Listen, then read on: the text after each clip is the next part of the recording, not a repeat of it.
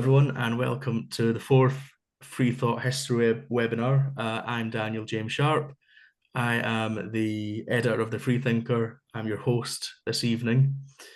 Today we've got Paul Fitzgerlald, aka Polyp, the radical cartoonist, author of a visual biography of Thomas Paine, who's going to speak about Tom Paine's exciting and unusual life, and also the erasure that Paine has been subject to in many popular narratives of history.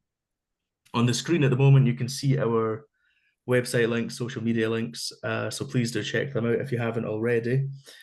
Just so you're aware, this session is being recorded, so and it will be uploaded to the YouTube channel, our YouTube channel, afterwards. Apologies for my throat, it's a bit scratchy at the moment. I'll try not to cough too much. But I shall just hand over to Paul now, who is going to share his screen and his slides, and he will talk for a little while, and then we shall open it up to questions and discussion. So with that, I shall say over to you, Paul. Thanks very much. Okay, this is... and I'll allow you to share your screen now. You get to see what my technical abilities may or may not be. Hold on, so view. So as you know, I've produced a visual biography of Paine, so I thought it was good to have plenty of slides to show. Let me just get these out from under. And it always tends to do spoilers, this. How's that? Is that showing up nicely? Yes. Good, and everybody can hear me, yeah? Yeah. Okay, fantastic. So I'll do a tiny bit of biography as to who I am speaking to you here. I work under the name Polyp, the pen name Polyp, for my cartoons.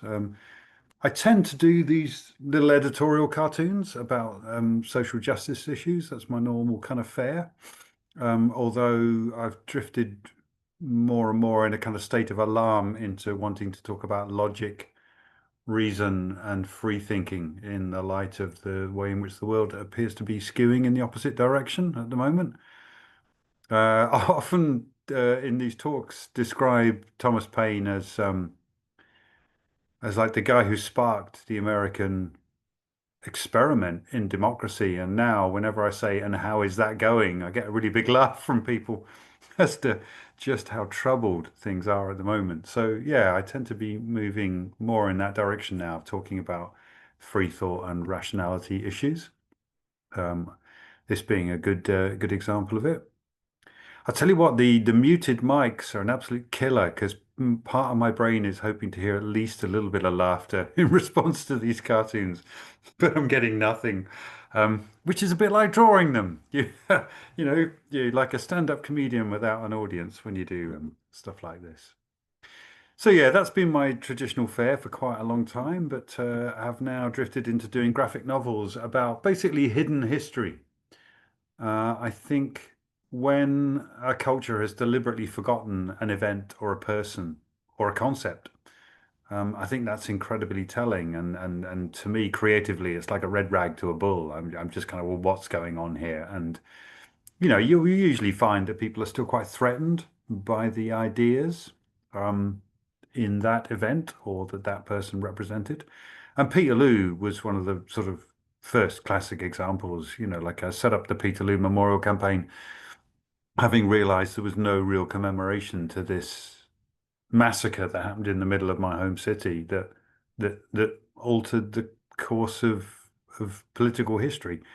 And it's just really weird that people didn't want to talk about it and that it had been erased from history. And there's just layers and layers as to how that happened. Still as late as the 1970s, actually, amazingly, people were still unhappy about discussing Peterloo in Manchester. And I hope that's something that we've managed to change around, both through the campaign and through the book and the film and so on and so forth. So here's a little example of what the Peterloo stuff looked like, and I've started to describe this as my sort of photojournalism style, where what the camera's showing, or the visual, the drawn camera, the graphic novel camera, is what you'd actually have seen had you been there at the time. And we ended up applying that to to the words as well. When we first started creating this book, there was some talk about creating fictional characters who were in a unique position to do exposition and to guide people through the story, which I now just I'm just so glad we didn't do. It could have been absolutely excruciating. What we found happened is that when we still didn't have a plot yet, and it is very much like a movie, we were just gathering together all the source material that Robert Poole was sending us, the historian who's the leading UK historian of Peterloo. So we're reading all this direct testimony from the period, court cases, diaries, people's journals, newspaper reports, all kinds of stuff.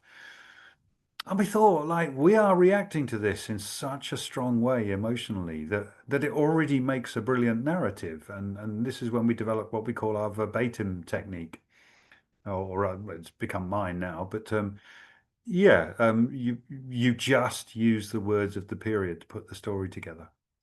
And quite often you'll include hostile voices from the period because it's a political conflict that's being described, and it's really interesting to I don't mean both sides as in a BBC kind of, we must be very balanced about attacking unarmed members of the public with sabers. I more sort of mean you just get to hear the attitude of the authorities and what these people were up against and the kind of lies that were told, the political events like this that have been sanitized are often surrounded by this cloud of propaganda. It's really quite shocking. Like people think that's a fairly modern phenomenon, and in fact it's not, So yeah, that's the style I ended up developing. And I kind of tried to squeeze Thomas Paine into this Peterloo book a little bit. So it's the one I wrote first, but there really wasn't enough room to explore how much he inspired the Peterloo campaigners, which is obviously why I went for a biography of Paine. So what I want to do is just start off by arguing how astonishing it is that he was cancelled out of popular history.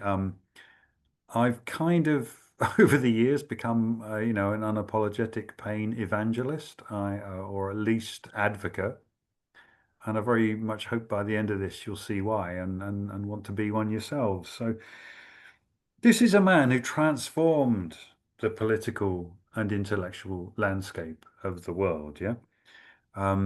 Yet he's not a household name. His books sold in the sort of top 5 of the world's best-selling books, end of discussion. If you adjust for population and stuff like that, he easily outstripped Harry Potter and people like that.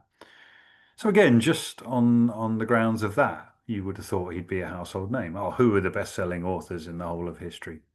Nobody seems to know that Thomas Paine might have been one. Everybody will get the Bible, and they might sort of guess a few popular books and so on and so forth. But yeah, just it's staggering that somebody who sold that physical amount of books is not remembered in popular history. So I would say he's been deliberately whitewashed out, and to some extent you'll see that he's been quite vilified as well in the progress of the talk. But just to give you a taste of him, so that's kind of, like the situation. Yeah, I mean, to be explicit, that's the situation I want to change. I think that's outrageous, and I hope you'll join me in doing that. That, we should restore this character to his rightful place in political and cultural history.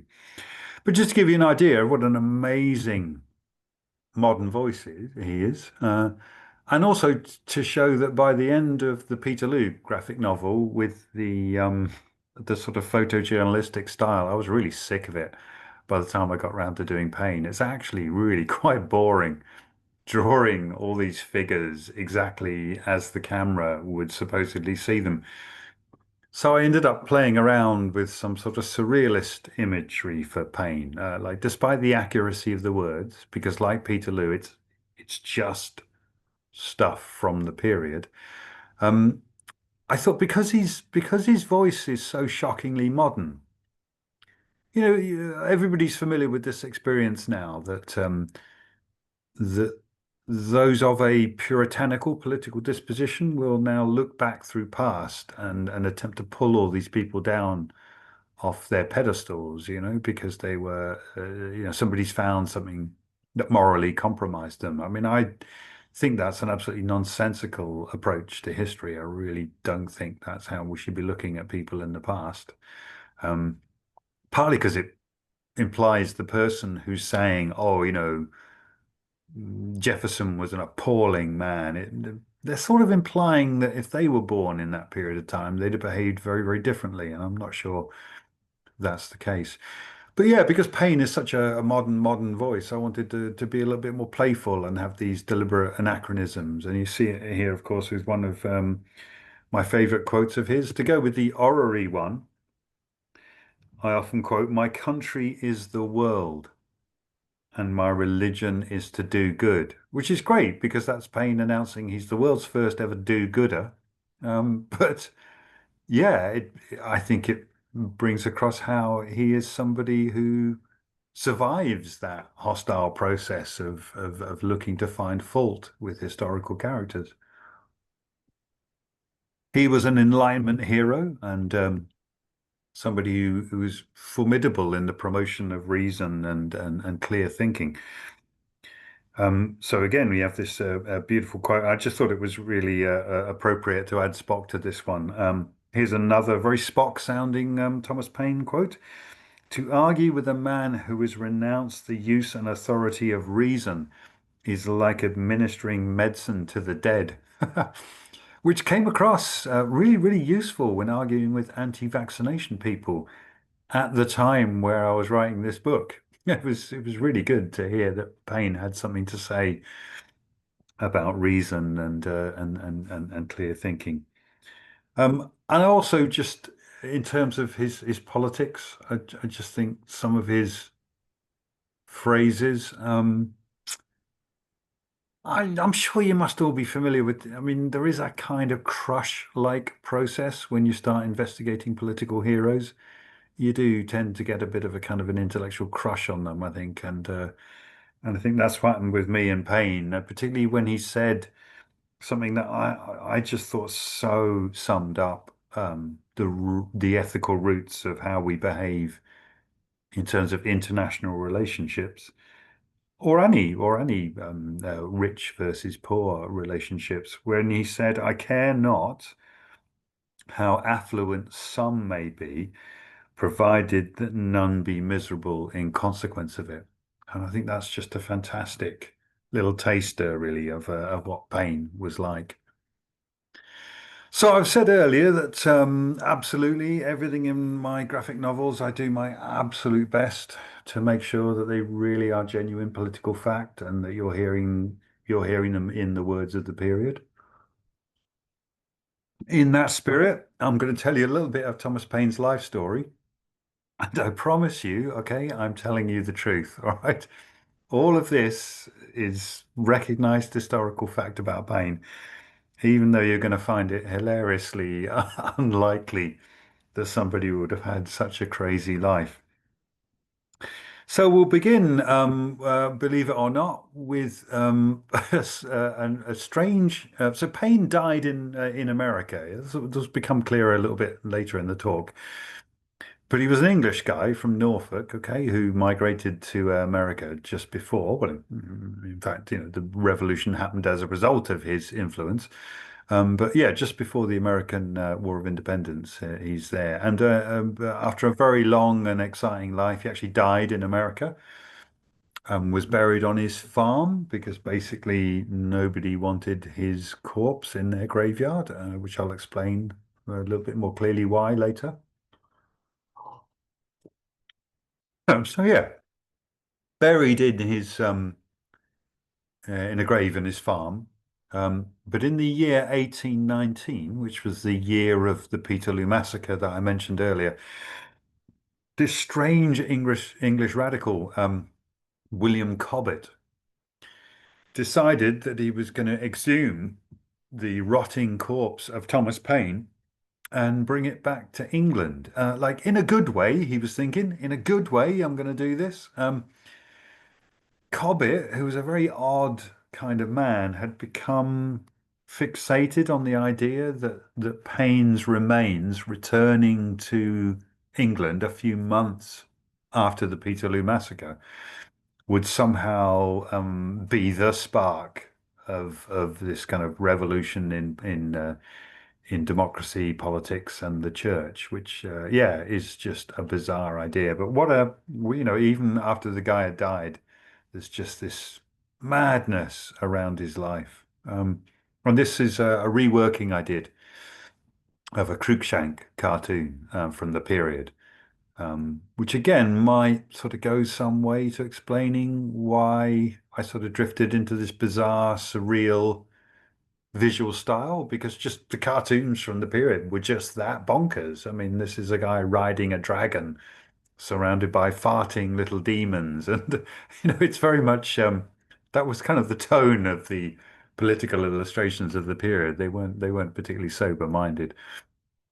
So yeah, that's even after his death, his body is dug up and brought back to England and actually becomes lost, which is why you often hear this phrase, Tom Paine's bones, because nobody really knows where his corpse ended up. All of Cobbett's plans fell through. Obviously the remains didn't spark a revolution. So yeah, that's the actual moment I decided to start the biography. Just wow, even after he dies, he doesn't get any peace.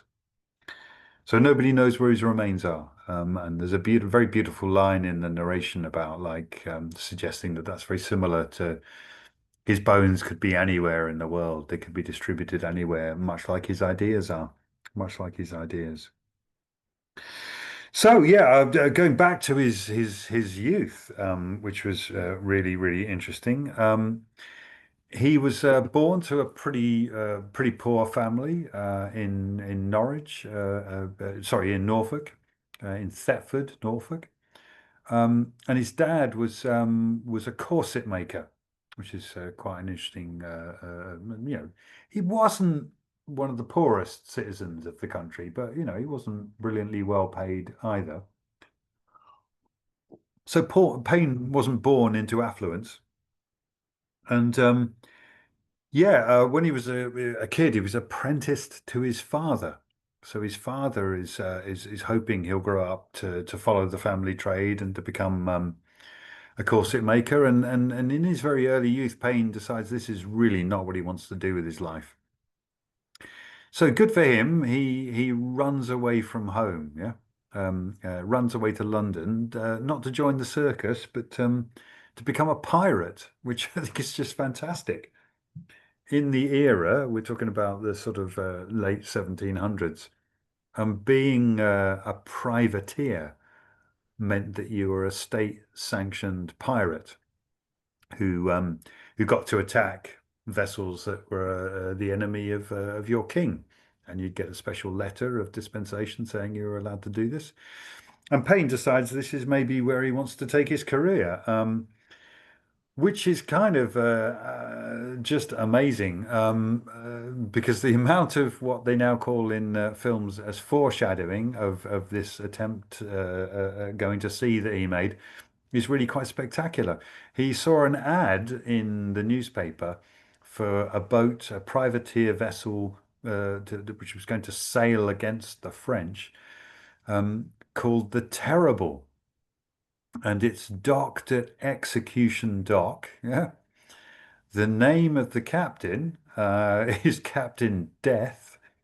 And, we kind of hear that the ship's surgeon was Mr. Ghost, but lots of people have piled extra names onto this story to enhance it. So I won't go too far there.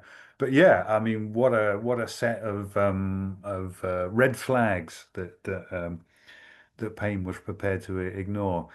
He didn't actually get on the boat. His dad caught up with him in London, and you can actually I hope you can see my cursor, but that's kind of them there on the dock. And the dad, being of a Quaker disposition, is trying to persuade his son, this isn't a good idea. Don't, this is not worthy of your ethics and so on forth. Just don't do this, son, you know. And Paine is actually dissuaded from boarding the Terrible, which is just as well, because its first encounter with the French, almost all the crew are slaughtered, and those who survive the carnage are thrown overboard into the sea to die there.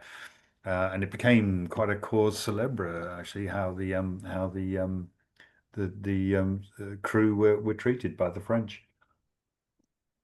So that's the first of a lot of scrapes with death that Paine went through. And I thought it was just an amusing one because, as you know, all good stories involve pirates. So yeah, good for him there. Later in life, he ends up drifting around the country, to be honest, kind of doing bits of jobs here, bits of jobs there. He was quite often a customs officer, was one of the main career moves he made, but nothing particularly worked out for him in England. He did do some sort of trade union work for the customs officers, trying to get decent pay and stuff for what was quite a difficult and sometimes dangerous job if you were dealing with smugglers. But nothing really worked out for him until he ends up in London and meets with Benjamin Franklin, who at the time is a delegate, a sort of delegate for the colonies, working his way around Europe. And yeah, acting in a political position. Paine meets with him in London, and Franklin more or less says to him, "Look, a man of your talent is clearly not appreciated in this very hierarchical regime in the UK. Why don't you go west, young man? Go west, go to America, go to the colonies where everything's happening and things are dynamic. And yeah, you may find fortune treats you a lot better if you go there." And that's when Paine absolutely explodes onto the political scene. There had been hints of it with him, his trade union activity for the customs officers. But yeah, when he arrives in America, having nearly died on the voyage, just constant scrapes with death, disease broke out on the ship. In those days, moving across the ocean from one country to another was actually, unless you were extremely wealthy, it was a very dangerous thing to do. It could easily go very wrong. He just scrapes by and ends up in America, ends up in Philadelphia, hanging around the bookshops and so on and so forth. And yeah, he gets a job as editing a local newspaper, does extremely well at it.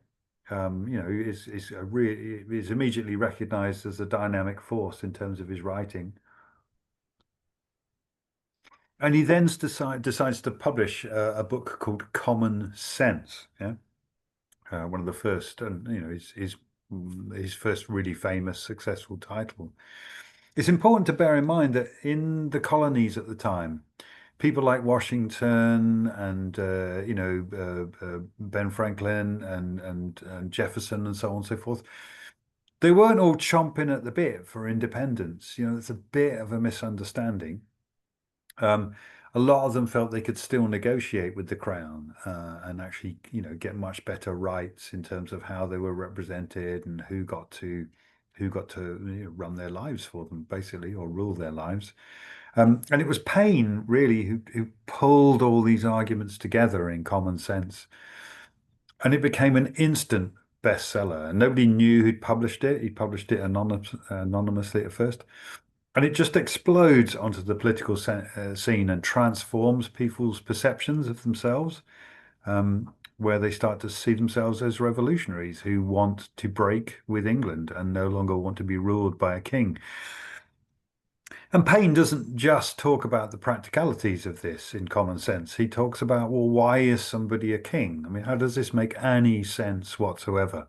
This idea of hereditary rule. It's ridiculous. It's as silly as saying that we should have hereditary astronomers or it just doesn't make any sense in terms of politics. So he's one of the first people to really start questioning that. which I think is extraordinary. Like there wasn't a lot of signs of him being a political rebel when he lived in the UK, but it becomes very, very clear once he's moved to America. He's also one of the first people to speak up against slavery. The lodgings he gets in Philadelphia are opposite a slave market. And he begins talking about he very much hopes if America does declare independence from England, then the first thing it's going to do is bring an end to this appalling trade in human beings. He's very clear about democracy, as I've said, like he starts to question, well, why should these people be in charge? By what right? And of course, in that process, he was challenging the divine right of kings, which was a concept at the period, saying, well, God's kind of in control of who gets to be king. And Paine begins questioning that, which we'll see develop later in his life. So yeah, to sort of sum him up, really, he says, I offer nothing more than simple facts, plain arguments, and common sense. And it's really hard to express just how much loathing and hatred was directed towards him as a result of this challenging of the establishment. There was a wave of burnings of effigies of Thomas Paine that happened up and down the UK, to the point where it, for a short while, became more popular than burning effigies of Guy Fawkes. This is one I show of his effigy being burnt in Manchester. He was almost instantly loathed by the British establishment for daring to say these things. It's quite hard to get across how shocking it was for people. But these were organized by the establishment. I think it's important to point out that this wasn't necessarily a spontaneous thing coming from the British population, many of whom were quite canny about the people who were in charge of them. Certainly the radicals were. Yet lots and lots of working people attended them. I think there's a really interesting kind of dichotomy and tension in that. Paine was already, something of a hero to them for writing his book Rights of Man. I'm slightly out of chronological order here, but I think it's important to bear in mind. He also wrote a book defending the French Revolution that was inspired by the American War of Independence. And yeah, his title, Rights of Man, was one of the first to really talk about, well, what are individual human rights and who gets to be in charge and who doesn't. But yeah, like this made him very, very popular with a lot of people who perfectly well knew that the system that they were in, the poor people of England, they perfectly well knew that they were being crapped on. Yeah, again, like this came to a head in Peterloo, didn't it? But yeah, why would ordinary people attend these events? Well, it turned out, like quite comically, they were quite nuanced things. Have a look on a map and you'll see just how many of these effigy burnings there were. And yeah, some people have argued that, well, you couldn't, by now, possessing Paine's books or talking about him in a particular way was kind of illegal, you could be charged with subversive libel for re-articulating Paine's ideas or selling his books. It was absolutely illegal to sell his stuff. So yeah, like given that you couldn't talk about Paine in public, the fact that at least an effigy burning somebody was talking about him, somebody was keeping his ideas alive.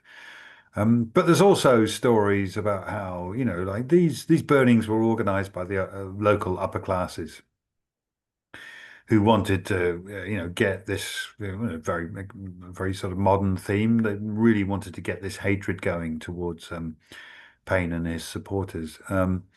So yeah, quite often they would pay for these events, and I quote in the book some of the most pompous, patronizing language that they use around this about how, oh yes, lots of members of the lower orders were gathered together and Everyone got a little penny loaf and some bully beef, and a barrel of beer was served on the occasion. So basically, they were bribing people with beer to come along to these events. Yeah. And there are stories about how once people had had enough of this beer that was being laid on for them to vilify Thomas Paine, once they were pissed, they'd start yelling things like "Long live Thomas Paine! Long live Thomas Paine!" So, there might be a chance to get a little jab back in at the authorities.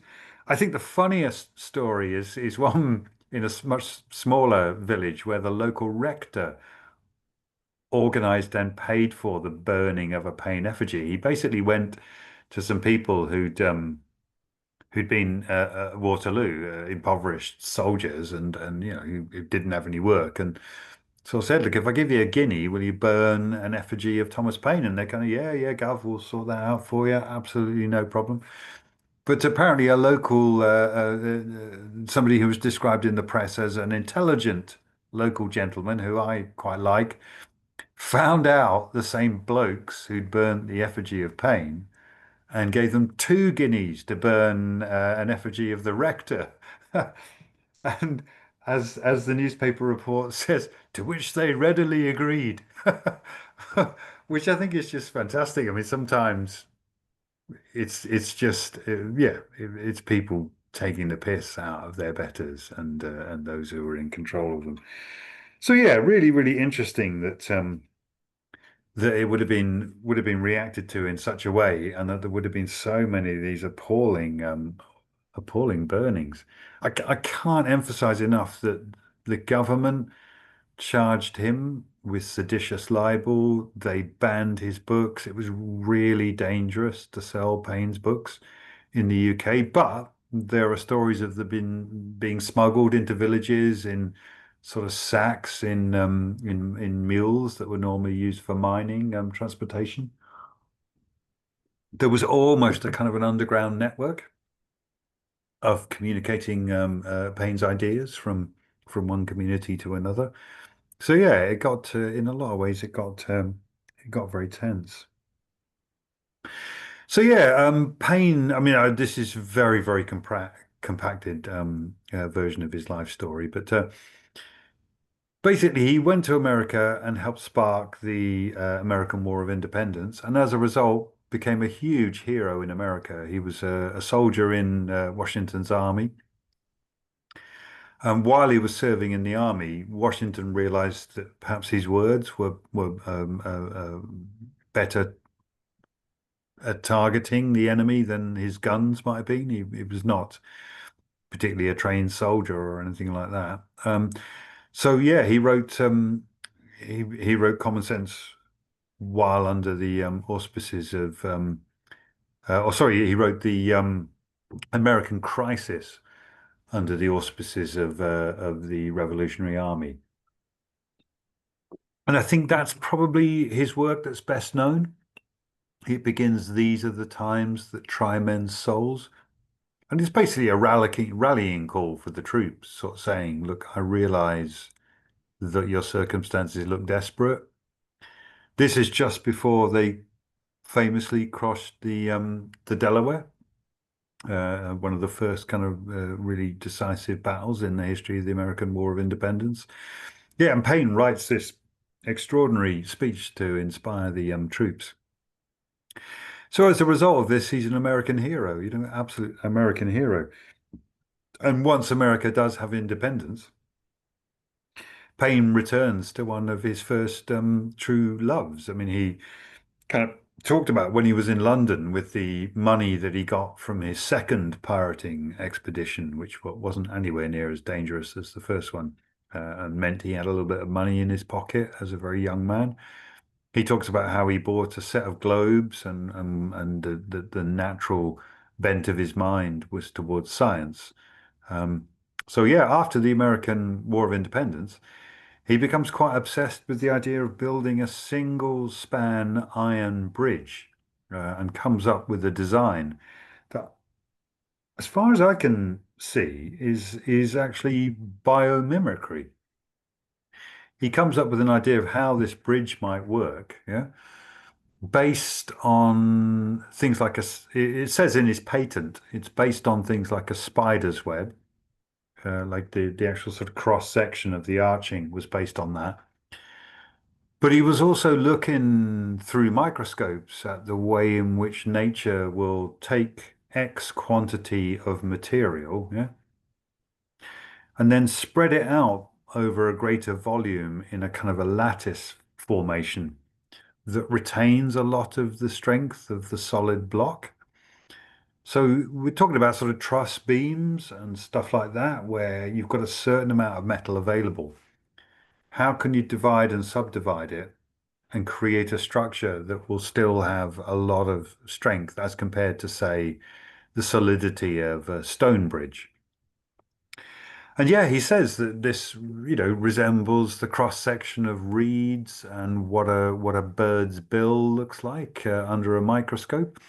So I would make the claim that he actually invented biomimicry design, which is only just starting to come round now in design and scientific communities as a way to put materials together that's controlled by computer programming, where you find the most optimistic way of taking the weight of material you've got and how far can you stretch it over a distance and still retain its strength. So yeah, absolutely amazing that he kept returning to this love of science and the way in which that's wrapped in with his love of logic and decency and equality and stuff makes for an incredible heroic figure. So I said earlier that he'd written another famous book called Rights of Man. Now,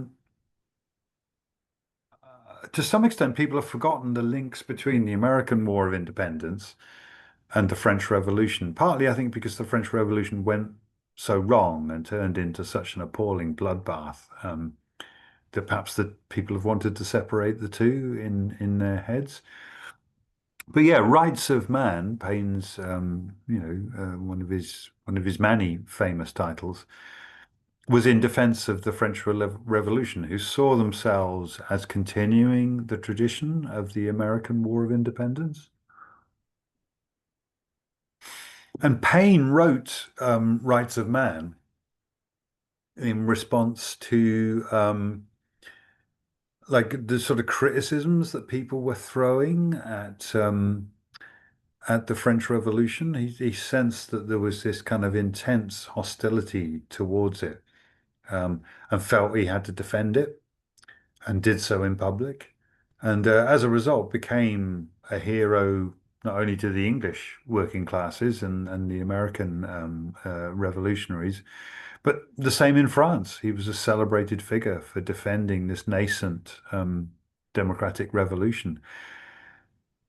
And by then, his relationship with the British authorities has deteriorated so much that there's a chance he's going to be arrested and hung.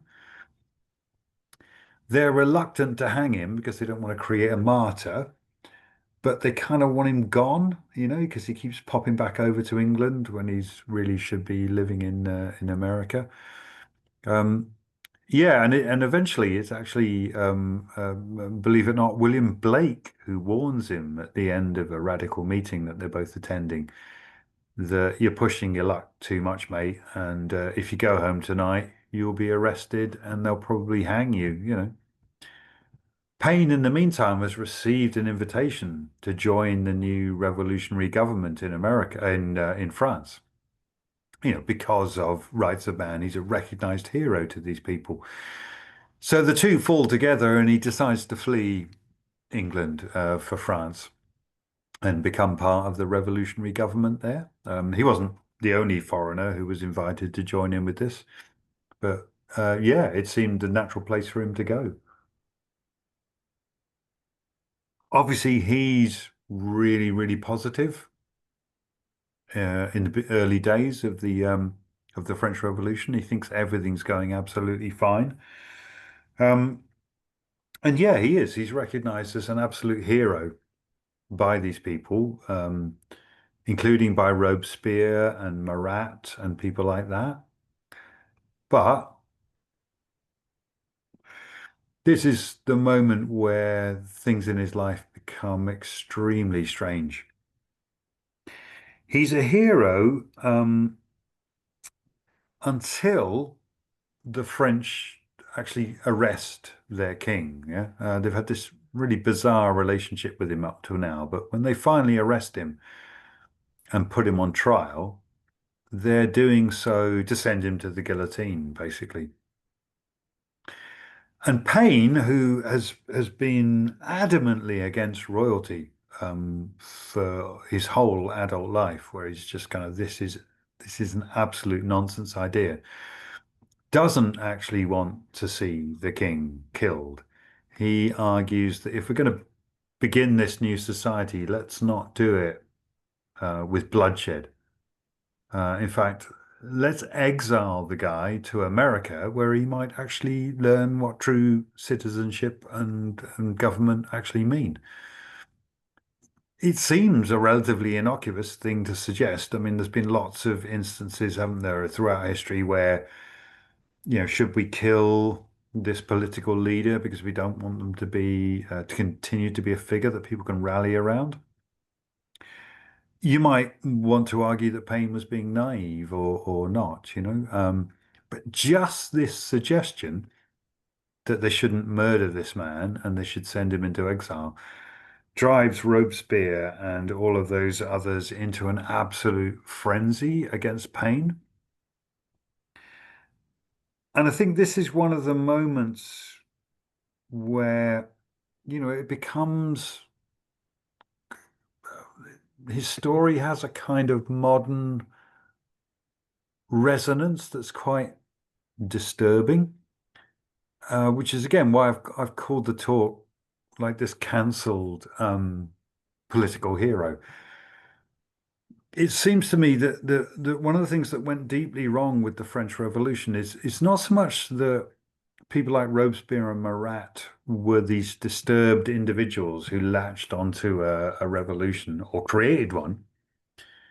If you look at somebody like Hitler, or who was just this disturbed man, or Stalin, who was only ever a thug, who wanted power for the sake of power, and he wouldn't have cared whether it was dressed up in left or right robes.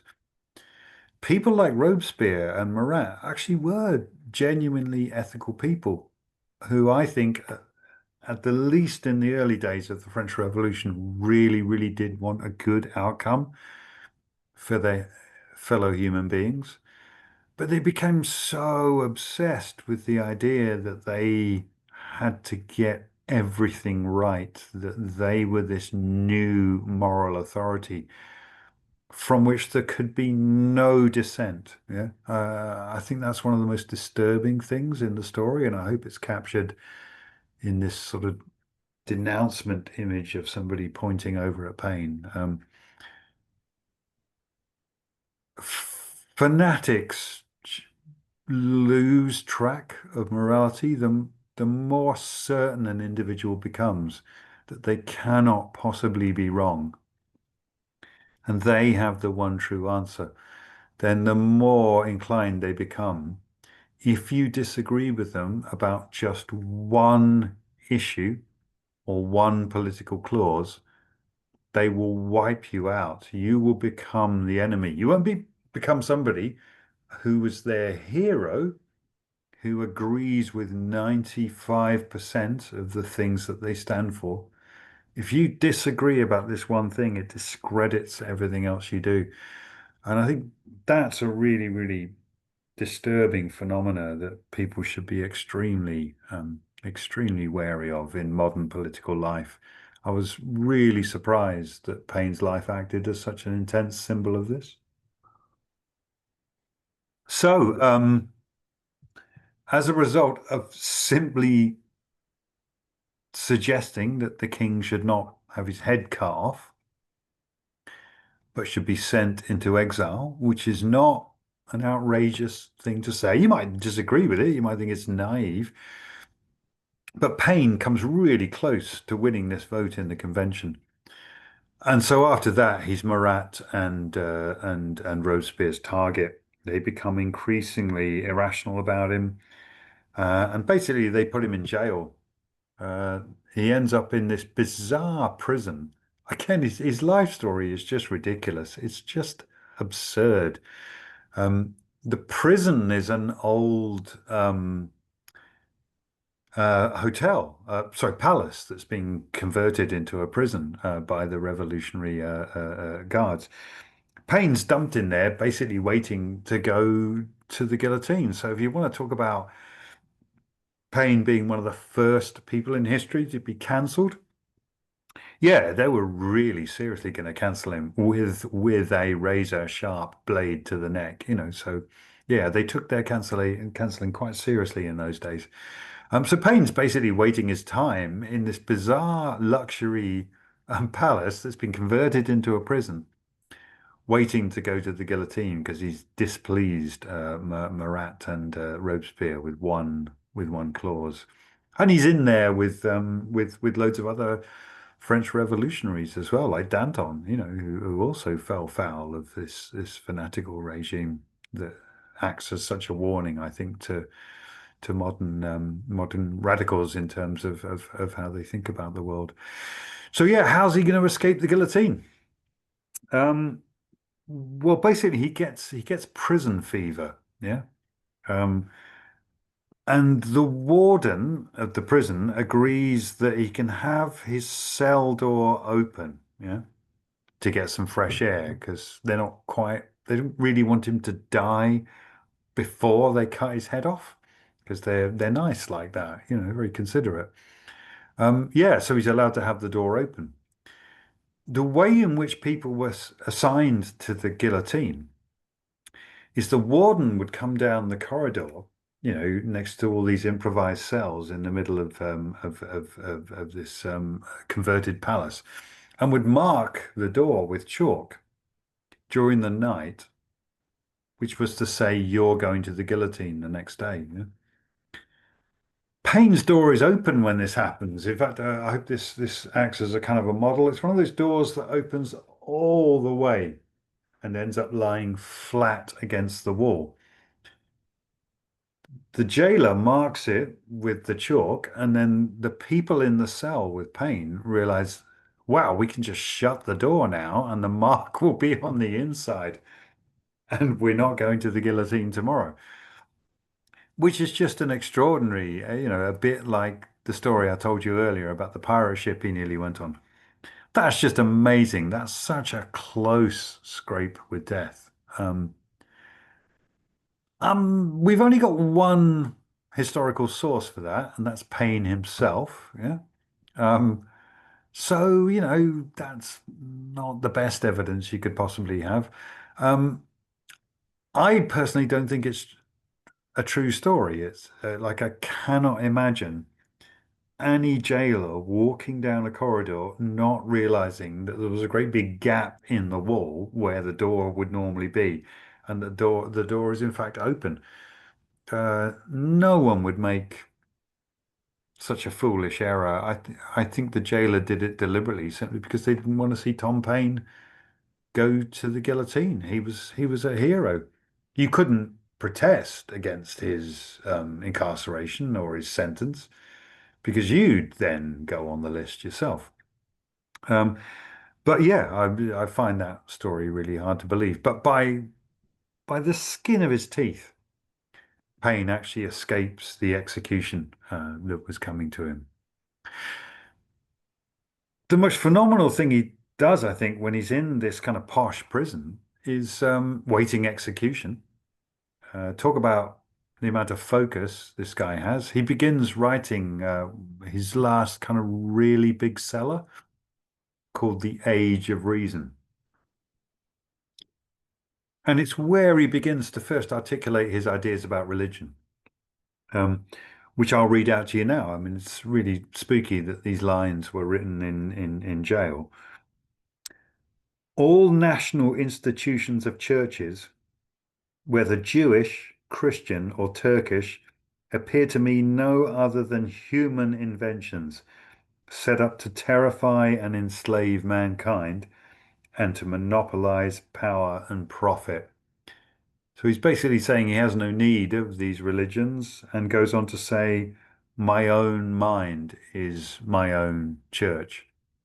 So I hope this rendering of what his cell window might have looked to him when he was thinking those things is sufficiently evocative. I'm conscious of the fact we're probably getting really thin on time. So he escapes the guillotine. Robespierre himself falls a few days afterwards. And Paine once again escapes with his life, but now has written the book that's basically going to get him cancelled. He's already unpopular with the British authorities.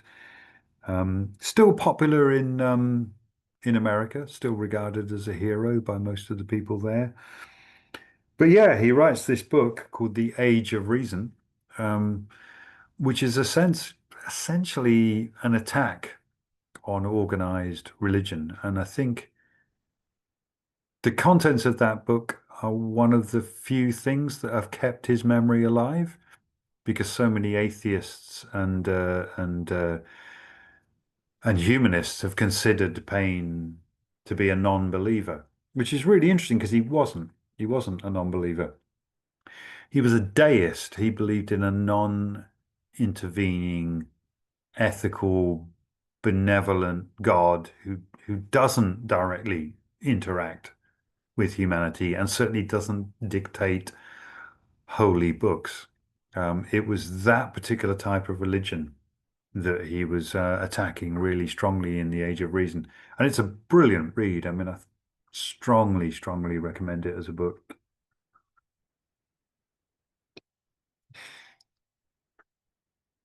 This means that Paine is now enemy number one to the establishment. Previously, he's been charged with seditious libel. Now he's being charged with blasphemous libel by anybody who has any kind of authority anywhere in the world. But the worst thing is that despite him being a religious figure, even in America, where he eventually returns to after his appalling experiences at the hands of the Robespierrean regime, even in America, he's now become persona non grata. People will literally cross the road not to have anything to do with him. And he just gets vilified and put down, and his previous supporters don't want to be seen near him. One of the few exceptions to this is Thomas Jefferson, who does in fact stand by him, even in the middle of one of the most contested elections in American history. Jefferson still sticks with Paine, but yeah, basically he starts falling into obscurity. There's plenty of like working class lads in America who still mix with him in pubs because he's absolutely still a hero to them. But anybody with any kind of social standing doesn't want to be associated with him anymore. The Quakers, despite his kind of Quaker links from his childhood, don't want him buried in their graveyard because Paine's health by now is massively deteriorating. He's become, really physically quite weakened by his experiences in jail. And he's starting to think about, where am I going to get buried? And this is again why he ends up buried on his farm. People just don't want to talk to him. And the worst thing is he ends up in New York in the period's kind of equivalent of the care home system, which was lodging houses where you'd pay, to live there. I should mention, by the way, that Paine was not wealthy. He didn't copyright any of his work. And despite his books being absolute bestsellers, he still preferred cheap editions because he just wanted to get the ideas out there. Yeah, he's now got all these evangelicals visiting him on his deathbed, trying to squeeze a confession out of him that he accepts Christianity and he accepts Jesus and so on and so forth. Paine thought Jesus was a nice philosopher, but he didn't think he was like a magic incarnation of God. And he certainly didn't believe that what was in the Bible was the direct word of God. But yeah, he has people barging into his lodging, sort of saying, confess that you love Jesus and you know you've made all these mistakes and you don't want to go to hell and blah blah blah blah blah. And the worst thing I think is his doctor joins in with this, which is just awful. I mean, Paine's socially isolated. Um, he's got his on his deathbed, his doctor is quite genuinely kind of leaning over him and sort of saying to him, I want the confession from the lips of a dying man that you accept Jesus as your savior. And Paine's just going, I'm not interested. And he goes, well, at least, you know, do you want to accept Jesus as your savior? And Paine's dying words are absolutely brilliant. He's in a lot of physical pain, you know, surrounded by what must seem like ideological enemies, but he still turns to this doctor, evangelical preacher guy, and says to him, I have no need to believe on that idea. I have no wish to believe on that subject. And yeah, he dies shortly afterwards. Those are his last recorded words. So what a fantastic exit. I hope that's been some kind of guide to Paine's ideas and life. Um, and I hope it will have some influence over you over wanting to become Paine evangelicals like myself. And thank you very much for listening. And I'm looking forward to your questions. I hope I haven't spoken for too long. We've got time for some questions. Yeah, no, thank you very much, Paul, for that talk. Usually we don't go over an hour, but if you're happy to stay and take some questions, if anyone wants to ask anything, that'd be wonderful. So yeah, I apologize. I didn't realize I'd run over time. no, it's okay. So yeah, if I anyone can't wants stop talking about it. a true evangelist. Yeah, if anyone wants to ask a question, just use the raise hand function, or put it in the chat or wave on your screen, and I'll unmute you if you can't unmute yourself. Bob, you look like you want to. Yeah. So I was just looking for my wave my hand button, but I couldn't find it. Thank you very much, Paul. A very effective popularizer of somebody who tried to popularize ideas. So it's very much welcome. I should have said that about him speaking in plain language. That Yeah, there are just so many things to say, aren't there, man? Anyway, there are indeed. There's just one thing I wanted to add. I think we actually do know quite a lot about the bones. An elderly friend of mine who sadly has just died, but will be known to some of the people who are following this, called Michael Bush. oh, Michael, yes, of course, yes. Yeah, he fairly recently, I think it was his last book, published this Thomas Paine. Excellent book. Yeah, and he has an appendix on the bones. Now, I don't think anything is completely definitive about this, but he did spend, it became, I don't want to use the word obsession, but it became quite something he got himself into, trying to track down the bones. And I think he has found an awful lot of bits and pieces. It's a very strange and macabre story. And I'm not quite sure why so many people become so fascinated about it. There's probably a paper to be written on that in itself. Yeah. But it is an interesting subject. The bit I like at the most of all, and perhaps people might like to follow up on this one, is that it does look very much like the skull is still in existence. And what's more, it's in Australia. Yeah, I know. Having been bought in London in the 1980s in an auction. If it's not a forgery. If it's not a forgery. Yeah. I mean, the only verification is the writing on the skull, isn't it? There's nothing else. It's just the writing on the skull, and that can be faked. But the fact that Paine wasn't very famous I think Yes. argues in terms of its authenticity. Who wants the skull of the filthy little atheist? You know? Anyway, and there, as a sort of long-standing member of this sort of National Secular Society freethinker community, I'm always a bit influenced by what Chapman Cohen had to say about things, who was the longest-serving president of the NSS. And thing that he always argued strongly, and I think you sort of alluded to this, and it yourself, the thing that really meant that he disappeared from view, at least as far as the establishment was concerned, was the age of reason. Yes. He could be forgiven virtually everything else.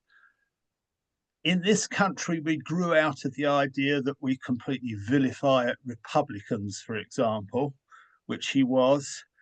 But the thing that the culture couldn't really stand was his eviscerating attack on revealed religion and Christianity in particular. And it was also something that did for him in the United States as well, despite its secular constitution. Well, I'm gonna reply to that very quickly because there's other questions piling up. But yeah, I also think it's the fact that he spoke about these issues in plain language, right? You could, as a gentleman, you know, have these books possibly written in Latin that were, you know, or flowery language that were criticizing religion, and you'd keep them in the library, you know, along with your erotic prints, and you were okay, you know, like, but to put this in plain language for the working man to read was the thing that drove them crazy. You know, I think that's really important to point out. He wasn't necessarily the first to articulate these ideas, but he did it in plain language. And he was very clear about the fact he wants ordinary people who are hearing this read out to them in the pub because they're not literate. He was aiming at them, hence the cheap editions and the lack of copyright and so on and so forth. You know, I saw another one here. Let me just take. There was one particular question here.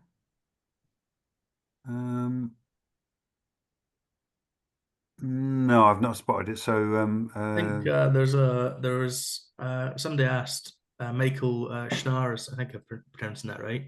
I hope I am. He said, "I noticed the skull motif throughout the illustrations." yes, that Can was you the talk one. about that choice? Yeah. Yeah, but like I said, I didn't want to just keep drawing photorealistic images like I did in Peterloo, but I also thought that Paine felt like there was this shadow of death with him all throughout his life, all these crazy scrapes with death, and also, I mean, you could almost argue the kind of the thing about his body has a very strong symbolism of lack of closure, doesn't it? That you don't get to say, or this is the place where my great hero is buried. And you know, I think I was partly trying to evoke that. But as I say, one of the most beautiful lines in the beginning is this suggestion that his bones ended up, I mean, whether his skull is authentic or not, we could argue about till the cows come home. But his bones ended up being given to a rag and bone man, yeah? And that means the most likely fate was that they'd be turned into glue or buttons. Yeah? And I really like the buttons one. I love the idea that there's all these buttons made of Tom Paine's bones that made their way around the world. So yeah, I'm glad you spotted that. You know, it's part of the surrealism, and I'm sure you've seen all the other anachronisms. But that's what the skulls are about. Yeah, originally the book was going to be called Tom Paine's Bones, and I don't know, a possible moment of editorial weakness, I decided to simplify it. Maybe Paine's Bones would have been better. I don't know. Anyway, good question. Thank you. Carol Nordstrom asks about Paine's words are in the Declaration of Independence. Yeah, people really want that to be true, don't they? They really want that to be true.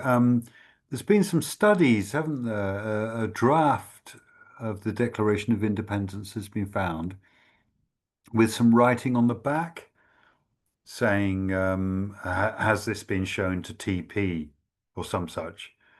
I've not seen any follow-up stuff to that. I don't know. Have you? I mean, if that was established, that would be really big news, wouldn't it? Like it'd be all over the internet. I've not seen any follow through on it, and I don't know how would you establish that that TP was our Thomas Paine? There was a Thomas Treat Paine, wasn't there, who was associated with the American Revolution? I don't know. I mean, I hope it's true. No, no, Ideologically, you can yeah. argue that he's all over the Declaration. Yeah. You can say he has an influence on it, but the question of whether his actual words are a part of it, I think, is probably not true. Nice as it would be. Mike Cleary asks about how many privateers Thomas Paine sailed on. Oh, just the one. Just the one. So he didn't get on board the Terrible, because his dad had a sense of foreshadowing. And he ended up on the King of Prussia, which didn't have such a bad time of it. And he actually did come away with a little bit of money. As I say, like when he was in London, that's when he was a little bit free to do what he wanted rather than being a corset maker's apprentice. And that's when he started attending astronomy lectures and so on and so forth. There's some really beautiful bits in The Age of Reason that are him basically being Carl Sagan, the Carl Sagan or Brian Cox of his day. I couldn't believe it when I first read Age of Reason. It's like a whole chapter that just describes the different planets in our solar system, but then goes on to talk about the possibility of alien life on other planets. And he wrote all this in jail fever, like waiting to go to the guillotine. It's amazing. Yeah. Edwin Smith in the chat mentions that the Thomas Paine Historical Association have been running with the idea of Paine's influence on the Declaration of Independence. There's no other TP that this could represent, so there's clearly more to this story perhaps than I'm aware of. So please do look it up and get in touch if anyone has any more. I want them to be right. I want them to be right. If anybody's got any harder evidence, can you please put it in the chat or on the social media afterwards? I will go around saying that Thomas Paine helped draft the Declaration of Independence if somebody will show me proof. Yeah, absolutely. Monte Vaughan, I'll just click that and you should be able to. Yeah. Thank you, Paul. Your coverage of his history has been so complete that I have very few questions except for an admiration for Thomas Paine and love to see his history completed and him to finally have the stardom he deserves. One thing I like to ask, has anybody ever tried to rewrite Thomas Paine's books in clear modern language that is quite readable, but yet respects the information, conveys all that he wants to convey completely, but yet is easy to read in today's common speech? Thank you. First of all, I really like your astronomy background, Chesley Bonestell, I believe. The last image in the Thomas Paine book, I think we've put a reference to where people can get hold of a copy, haven't we, of the book? I think it might be the first comment in the long stream of comments, but if people want to get hold of a copy of the biography, it's just polyp.org.uk, and you'll find the bookshop in there. But the last image is actually an astronomical one, like where I tried to deal with Paine's kind of sort of Carl Sagan numinous sense of his God was a kind of an astronomical God, wasn't he? Like it was quite interesting. And now I've completely forgotten your question. Sorry, what was it? Has anybody attempted to or has already done Oh, to modernize the a language. rewrite of all of Thomas Paine's work in a way that speaks to people today in our modern language without any loss of what he is trying to portray or what his message was? Well, I mean, I guess I would challenge you and say, do you think that's necessary? Are there any? I mean, there might be individual words where the meaning has drifted, but as I said earlier, I mean, Paine wrote in extremely plain English, didn't he? It was his big ambition, wasn't it, that any person could understand what he was saying, and there was none of this kind of flowery digressions and, it's just the verbosity of the period that he was born into. So, yeah, I mean, would you need to? I mean, surely there'd only be about 1 out of 20 words might need a little bit of clarity. I've done that to some extent, where like if Paine used a word that I thought this is going to be lost on the modern audience, and I haven't got any time or mechanism to indicate the nuance of it, I have brushed the wording up a little bit, or sometimes compressed sentences together. So I might have already done it, but I don't think it's like the Bible, is it? Like they produce these Interesting. It's the all Bi- men. the Bible in street English. It's just gonna Well, there's the doesn't really Living work. Bible, and FUPL people. I mean, I think, in the spirit of your question, I think what we need to see is some kind of well-budgeted film or TV miniseries. I don't know if many of you are as kind of linked into American history as I've become as a result of this, but there was a brilliant miniseries called John Adams, sorry, John Adams. I have it. And I was on the Love edge of it. my seat. Wait, come on, mention Paine. Come on, just one sentence. Come on, one sentence. Nothing, nothing. So to achieve what you're suggesting, I think, yeah, a TV series. Can you imagine the scene with like, there are just so many things in his life, the guillotine and stuff that would just make such easy drama, and no one's done it yet. Well, this goes back to the topic, really, doesn't it? The cancellation, erasure of Thomas Paine. There's maybe part of the reason that there hasn't been such a series, despite the clearly very I'll hit exciting leave. material, is that is the remaining controversies over his views on religion and such. I think in today's May I make a America, request that just if there's a few voices you just want to discuss that particular question for a few seconds while I just go to the loo. Is that okay? Is that all right? I was just why pretend? I'll be back in a minute or so, yeah. Yeah, no, I think that's probably one of the reasons why there hasn't been a TV series or a film, despite the exciting source material. And I think, especially in today's America, I don't think he'd be particularly welcomed in a popular TV show or a movie or anything of that sort.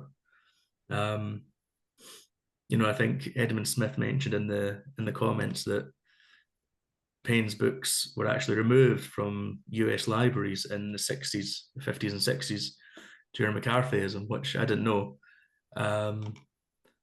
It does make me wonder whether, with all this talk in America right now, with Trump talking about the need for Christianity and religion to play a stronger role, whether Paine will come under attack again or be erased again in such a way.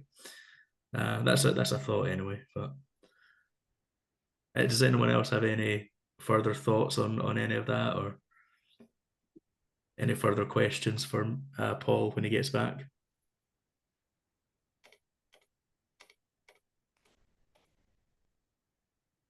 Oh. Right, my apologies. I was trying to hold the fort. Well, I mean, if we were in the pub, that would have happened. Yeah.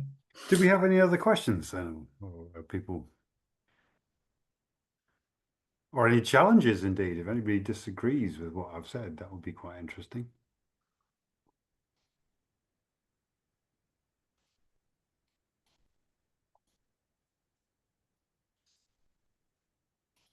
No, I've never seen such Doesn't look a like it. Yeah. satisfied audience. Well, in that case, I think it's a good place to end on then. Hopefully a few of you go away and try and make a big budget Hollywood movie about Thomas Paine, and we'll see how that goes. Keep us posted. Yeah, do involve me though. Otherwise, I'll I don't find think you anybody and saw I'll my. find your family and like, I don't think anybody saw my hand. Oh, I Thomas, raised my hand, but you oh said yeah, you didn't. sorry. Yeah, yeah. I think the last video I put on makes the hand invisible. Sorry, but No, go I ahead, found please. it amazing that Thomas Paine did not copyright his books, that he wasn't interested in being famous or rich.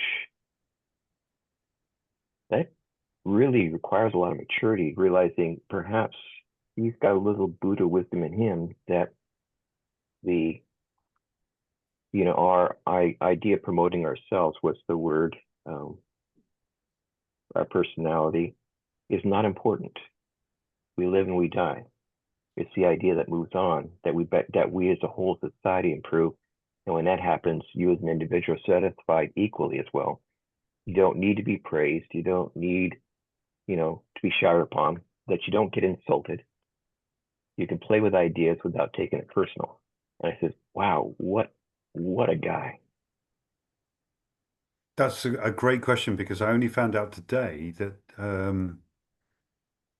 or was it yesterday, that the 100 guineas he was eventually offered by the government. So the government of England tried to buy copyright of his books because if you have copyright, well, it's a bit like the spice, isn't it? He controls a thing, can destroy a thing. Sorry, he who can destroy a thing can control a thing. Yeah, the government wanted to buy the copyright off him to shut him down. Yeah, and they offered him 100 guineas. And it turns out that's a quarter of a million, I think, Mm. which is a hefty payment, for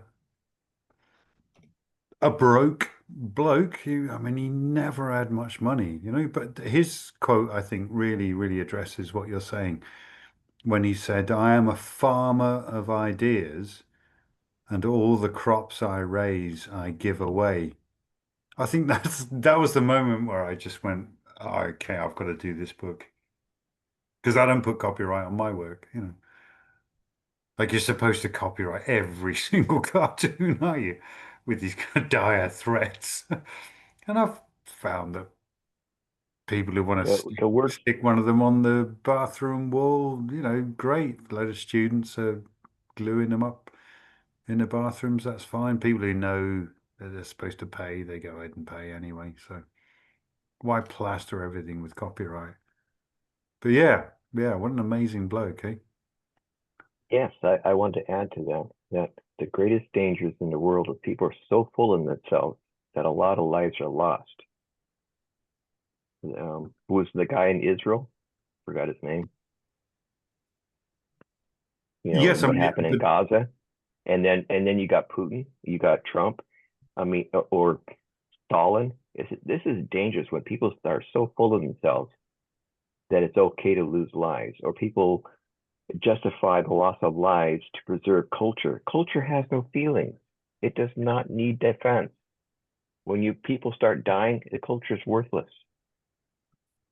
I think people first. Culture serves people, not the other way around. In Russia's defense is culture is more important to people, so it's okay for Ukrainians to die as long as he's trying to preserve Russian culture. But in yeah, the end, Putin's just, go ahead. well, we shouldn't forget, I think the most disturbing thing about Robespierre and all that lot, I mean, I can't personally imagine sending my hero to the guillotine, can you? I mean, like, I can't imagine being in that position of authority, A. But B, I can't, if I got to a point in my life where I was this person that I used to admire has disagreed with me about one thing, I would like to remove his head from his body. I think you just have to think, how do you get to that stage where you have come to regard yourself as such moral authority? Yeah? even people who are ideologically very close to you are the ones who have to be cut off and pushed away. And that's a product of certainty, of the mental state of absolutely, I must be right. Yeah. And certainty is more important than life. yeah, but also where your trust in yourself becomes such that you feel justified in killing others. I'm sure there's I loads think of us who thought, oh, if I could get away with it, oh, that person would have an accident. But, you know, to kind of know my comrade until 5 minutes ago because he disagrees with me about it. And the left is drifting into that more and more and more to the point where it's no longer free thinking because certainty is toxic, it's dangerous. It means you lose touch with the arguments of the people who disagree with you, and so you're no longer in a position to persuade them. Yeah, no, it's absolutely certainty is dark and sinister. And well, Paine certainty stood covers against up that every time. Every time. certainty just covers up the danger of the ego. And the ego, nothing's more destructive to the ego than to admit that it's wrong. And you want to find someone who has a big ego is someone who just cannot be wrong about anything. Yeah, Paine had quite a big ego, I'm afraid. He fell out with a lot of people. Yeah, but Fell out with a justifiably. lot of people, like so many political heroes. If you disagree with him, he might not have any time for you anymore. He wouldn't have sent you to the guillotine, but No. Do we have any others that I'm ignoring? I'm hoping if there's any other raised hands.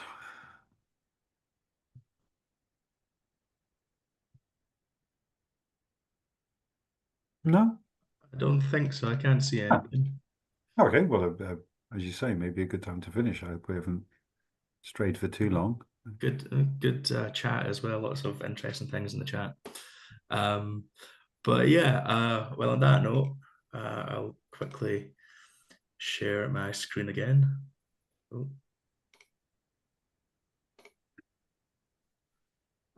Just to reiterate, we've got all these links here.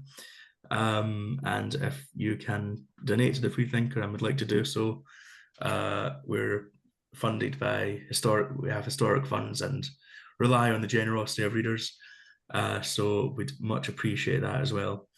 And you can sign up for our newsletter, keep up to date with upcoming webinars, and articles and interviews and such like.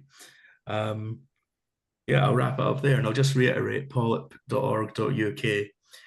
You can type in that address, find Paul's work, including the Thomas Paine book, and support him there. But on that final note, I'll say thank you very much, Paul, and thank you everyone for coming. And again, apologies for my croaking. No, it was fine. A pleasure to be here. Thank you very much for inviting me. And yeah, do check out the big book, folks. I think you might find it quite interesting. All right. Have a lovely evening, everyone.